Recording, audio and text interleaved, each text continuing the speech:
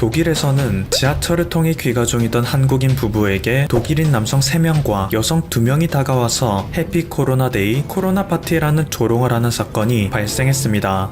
독일인 남성은 이것으로도 모자라 한국인 여성에게 섹시하다, 결혼은 했느냐라며 모욕적 발언을 하기도 했는데요. 이에 참다 못한 한국인 부부가 휴대폰으로 당시 상황을 촬영하였으며 이후 출동한 경찰관에게는 이들이 인종차별 발언을 했다 알렸죠. 그런데 독일 경찰관은 오히려 그렇게 말하면 안 된다라며 가해 독일인들을 옹호하는 태도를 보였다는데요. 심지어 해당 경찰관은 독일인이 한국인 부부에게 코로나를 언급하며 조롱한 것조차 전혀 차별적 발언이 아니라는 실드를 치기도 했습니다. 이에 화가 난 한국인 부부는 그것이 독일 경찰의 공식 입장이라 생각해도 되냐고 반문하자 그제서야 독일 경찰관은 그건 아니다라며 꼬리를 내렸다고 하는데요. 이토록 아시아 국가에 대한 차별을 일삼으며 타국의 인권은 무참히 짓밟아버리는 독일에서 되려 한국은 인권을 무시하는 나라라고 매도하는 사건이 발생하여 논란이 되고 있습니다. 이것은 독일의 공영방송 도이체벨레의 시사 프로그램 컴플릭트 존에서 진행한 인터뷰에서 나온 사건인데요. 이 프로그램에서는 한국의 강경화 외교부 장관을 초대하여 인터뷰를 진행하였고, 이를 본 전 세계 네티즌들은 독일의 인터뷰가 너무 무례하고 오만하다는 비판을 하고 있을 정도이죠.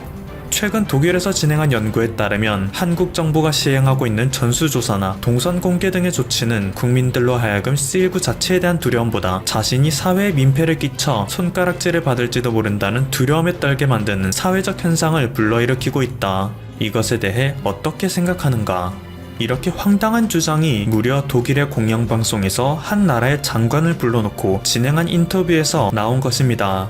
이것을 업로드한 유튜브 영상의 댓글에서조차 인터뷰 진행자는 한국 측의 답변에 전혀 집중하지 않아 인터뷰어는 상대방의 대답과 관계없이 자신의 발언만 생각하는 것 같아. 이런 사람을 진정 저널리스트라고 할 수 있을까? 한 나라의 장관을 인터뷰하는데 이 정도 수준밖에 안 되는 거야? 너무나도 실망스러운 인터뷰야. 뛰어난 인터뷰 대상자를 초대해놓고 겨우 이 정도밖에 안 되는 인터뷰를 하는 것이 부끄러워. 이 사람은 자기가 하는 질문조차 제대로 이해하지 못하고 있는 것 같아. 대부분의 국가들은 모든 사회 시스템을 폐쇄하고 제한했어. 이건 대부분의 국가들이 인간의 기본적인 자유를 제한했다는 말이지. 그런 입장에서 한국의 사생활을 걱정한다고? 한국은 락다운도 안 했는데? 라며 독일의 어처구니없는 인터뷰에 황당하다는 의견을 밝히고 있죠. 독일에서는 봉쇄 완화 후 하루 판정자가 933명을 돌파하였습니다. 유럽의 방역 모범국이라고 불리던 때보다 무려 3배 이상 증가한 규모일 정도로 방역이 빠르게 무너지고 있는 상태인 것인데요. 그런 입장의 독일임에도 한국의 방역 현황을 비꼬는 것이 웃길 따름입니다. 그런데 사실 한국에서 2차 웨이브가 발생하자 기다렸다는 듯이 날선 비난을 던지는 곳은 독일뿐만이 아닙니다. CNN에서는 이태원발 한국의 2차 웨이브에 대하여 한국은 성소수자에 대한 차별을 확산시키고 있다. 한국에서는 이번에 발생한 C19 재확산 국면에서 성소수자에 대한 혐오 표현이 폭증하고 있다라고 했으며, 월스트리트 저널에서는 한국은 신용카드 기록과 CCTV 영상, 휴대폰 통화 기록 등 개인의 사생활을 극도로 침해하면서까지 접촉자들의 동선을 추적하고 있지만 막상 의심자들의 3분의 1 이상은 소재조차 파악하지 못하고 있다 라며 비꼬는 기사를 올렸습니다. 또한 AP통신에서는 이번 사건을 통해 한국에서는 성소수자에 대한 혐오가 커지고 있고, 이에 따라 성소수자들은 자발적으로 진단검사에 나서는 것을 두려워하고 있다. 그들은 자신이 커밍아웃을 할 경우 직장에서 받을 불이익에 대해 두려워하는 것이다 라고 말하고 있으며, 블룸버그에서는 한국 사회에 자리 잡은 혐오가 부각되고 있다. 한국은 성소수자에 대한 법적 보호 수준이 매우 낮다 라며 비판하는 기사를 올렸습니다.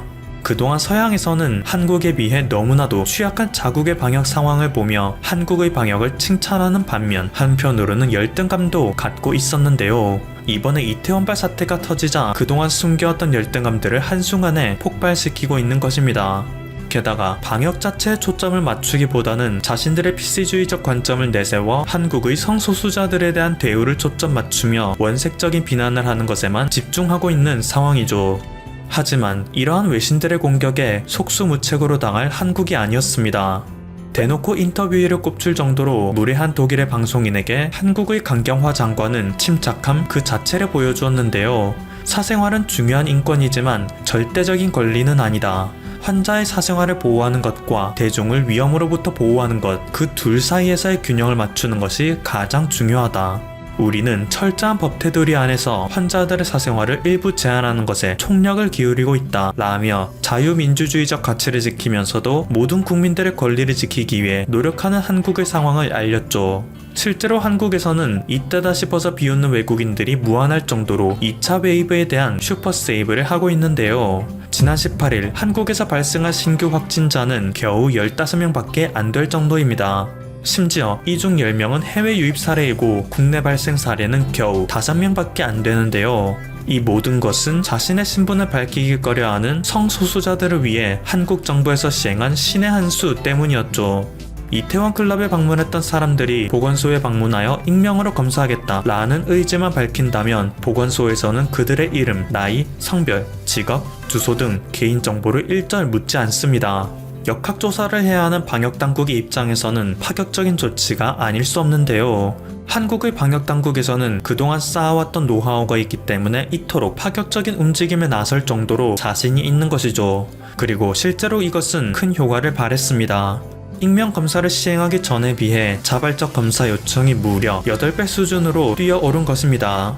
게다가 한국의 방역당국에서는 이 정도로 파격적인 혜택을 제공하고 있음에도 만약 감염자가 익명검사를 자원하지 않아 추후 적발되는 일이 벌어진다면 200만원 이하 벌금이 부과되는 것은 물론 검사 비용과 치료 비용도 전액 부담해야 한다고 밝혔습니다.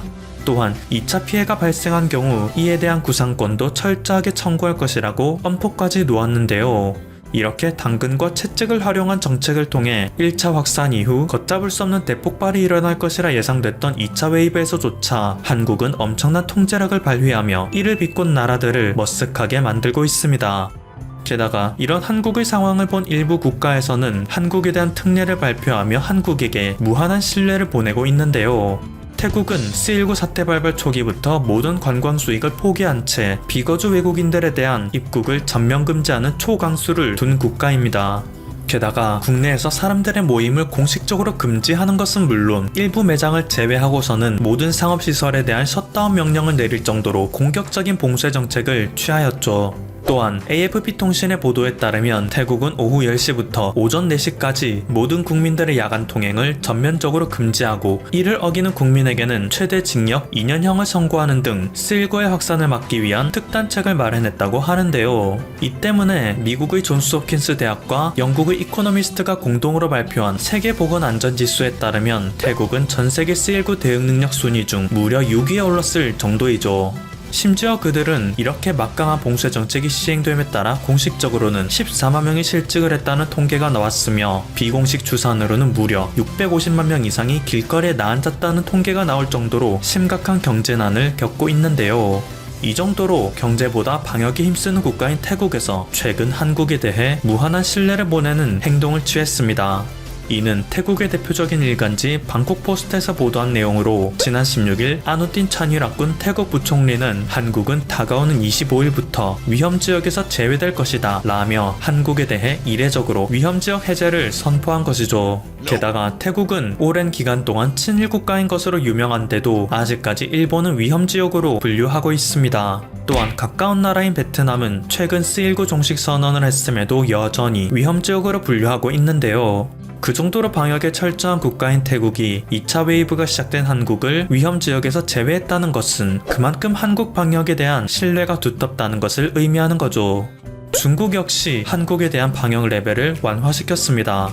이는 블룸버그에서 보도한 바로서 중국에서는 한국 기업인들에 대한 검역 요건을 완화하기로 하였으며 한국 기업인들은 출국 전후 검사에서 음성 판정만 받는다면 모든 외국인들이 거쳐야 하는 14일간의 의무 격리를 하지 않더라도 중국 전역을 자유롭게 돌아다닐 수 있는 특권을 부여했다고 하죠. 그리고 이러한 소식을 들은 옆나라 일본은 누구보다 배가 아플 수밖에 없는데요. 최근 일본의 산케이 신문에서는 주요 7개국은 2022년 WHO 차기 총장 선거에 후보를 세워 WHO 정상화를 위한 역할을 완수해야 한다. 그리고 그것에 가장 적합한 국가는 일본이다. 일본은 의료보험이나 의약품 개발 등 보건의료 분야에서 세계 최고의 수준에 이르렀으며 개발도상국에 대한 의료지원 경험도 풍부할 뿐더러 자금력도 막대하기 때문에 인류 전체의 건강 증진에 공헌할 수 있는 요소를 충분히 갖추었다 라며 일본의 방역 능력이 것이 세계 최고인 마냥 말했습니다. 하지만 반면 일본의 요미우리 신문에서는 WHO 차기 총장은 일본이 아니라 한국에서 배출될 것이라는 의견을 제시하고 나섰는데요. 한국에서 등장한 C19의 진정한 영웅이라는 기사 속에서는 한국의 정은경 질병관리본부장이 차기 WHO 총장이 되어야 한다는 목소리가 세계 곳곳에서 나오고 있다는 소식을 전하고 있습니다. 그녀는 현재 차분한 말투와 투명한 정보 공개로 국민들의 신뢰를 한몸에 받고 있는데, 그런 그녀가 WHO 총장의 자리에 오른다면 과거 백신의 황제로서 WHO 역대 최고의 찬사를 받았던 한국 출신 WHO 총장 이종욱 총장의 명맥을 잇는 최고의 총장이 한국에서 또다시 배출될 거라는 것이죠. 지금까지 퍼플튜브였습니다. 여러분의 구독과 좋아요 그리고 알림 설정은 콘텐츠 제작에 큰 힘이 됩니다. 감사합니다.